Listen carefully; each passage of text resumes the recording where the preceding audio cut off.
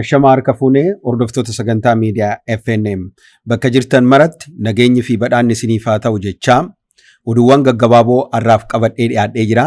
Oduu waliin kan isin waliin turu ani Taaddasa Lammaati. Sagantaan kun akka isin bira ga'uuf like, share, subscribe gochuu fi hiriyoota keessanii fi maatiitti dabarsuun hin raaffatinaa.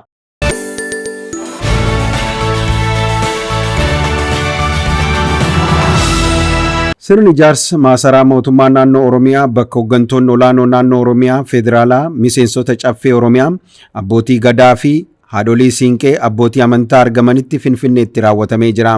Maasaraan kun duudhaa, aadaa fi eenyummaa Oromoo karaa calaqqisiisuun handhuura Oromiyaa Finfinneetti ijaarama. Ijaarsi isaas marsaa lamaan kan raawwatamu yommuu ta'u, waggaa lama keessatti kan xumuramu ta'uusaa ibsameera. Dhaabbanni Corporationii Ijaarsa Engineering Civil China CCECC China Civil Engineering Construction Corporation marsaa kana ijaaruuf waliigaltee kan mul'atteessi yommuu ta'u, yeroo qabameef keessatti xumuruuf xiyyeeffannaa addaa akka hojjetu beeksiseera.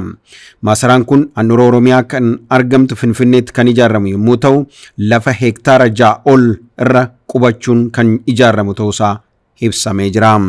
Gama biraatiin tokkummaan Oromoo kan ijaaramu sirnaan jedhan pireezidantiin bulchiinsa mootummaa naannoo Oromiyaa obbo Shimallis Abdiisaa. Mootummaan naannoo Oromiyaa waggoota darban keessatti rakkoo hammaataa keessa dhaabbatee dhaloota ijaaruuf hojjechaa jiraachuusaa himaniiru.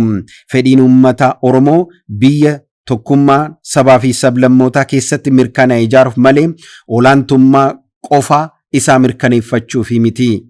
Tokkummaan cimuu bu'uura hin sochoone irratti hundaa'ee ijaaruuf hojjetamaa jiraachuu isaanii akkuma ibsan tokkummaan Oromoo kan ijaaramu sirnaani.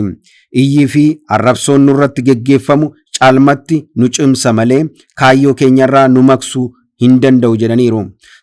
Sabboonummaan Oromoo barumsa, teeknooloojiin cimuu, diimokiraasiif lafa qabate ijaaruu, sirna cimaa lafa qabsiisuu fi diinagdee fi of ijaaruun malee ololaan ifuu hin qabu jedhan. Ijaarsi maasaraan mootummaa naannoo Oromiyaa har'a magaalaa Finfinneetti jalqabame kuni mallattoo tokkummaa olaanaa fi siidaa qabsaa'ota dhaloota ijaaru wareegaman kaffaltiitti kaffalan jechuudha. Ilaalchi hamaa fi kiyyaa qofa keessaa baanee diinagdee, teeknooloojii fi diimokiraasii dagaagsuuf yaa hojjennu jedhanii dhaamsa isaanii dabarsaniiru.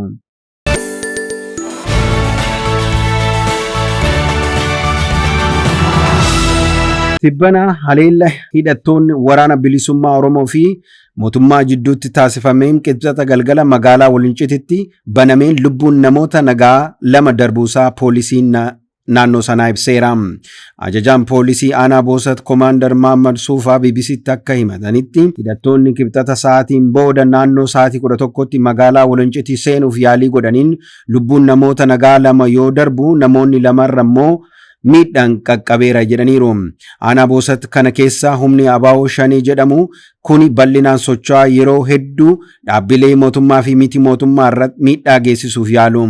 Magaalaa kanallee rukutuuf yaalanii turan jedhan qondaallee poolisii kun. Kaleessa waaree booda naannoo sa'aatii 11tti shiftaan kanatu baay'atee magaalaa seenuuf yaalii godhe. Qaamni nageenyaa jiru hundi qindaa'ee ofirraa deebiseera. Jara keessaa nama 6tu ajjeefame. Namoonni 4 moo qabamaniiru jedhan Komaander Mahammad. Haa ta'u malee miidhaa qaama hidhataa kanarra ga'eera jedhamee ilaalchisee BBC madda biraarraa mirkaneeffachuu hin dandeenye. Dhukaasni magaalaa Walincitii keessatti taa'e kuni daqiiqaa 30 kan hin caalle ture kan jedhan poolisiin kun kaayyoon hidhattoonni dhukaasa bananiif hidhamtoota gadhiisisuuf ture jedhaniiru.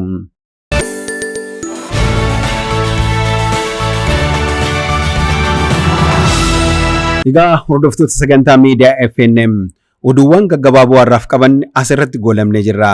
Sagantaan kun akka isin bira qaqqabuuf like, share, subscribe gochuun akkasumas maatii fi hiriyaa keessaniif dabarsaa jechaa waan nu dhaggeeffattaniif waan nu waliin turtaniif galata guddaa qabnaa. Nagaan turaa.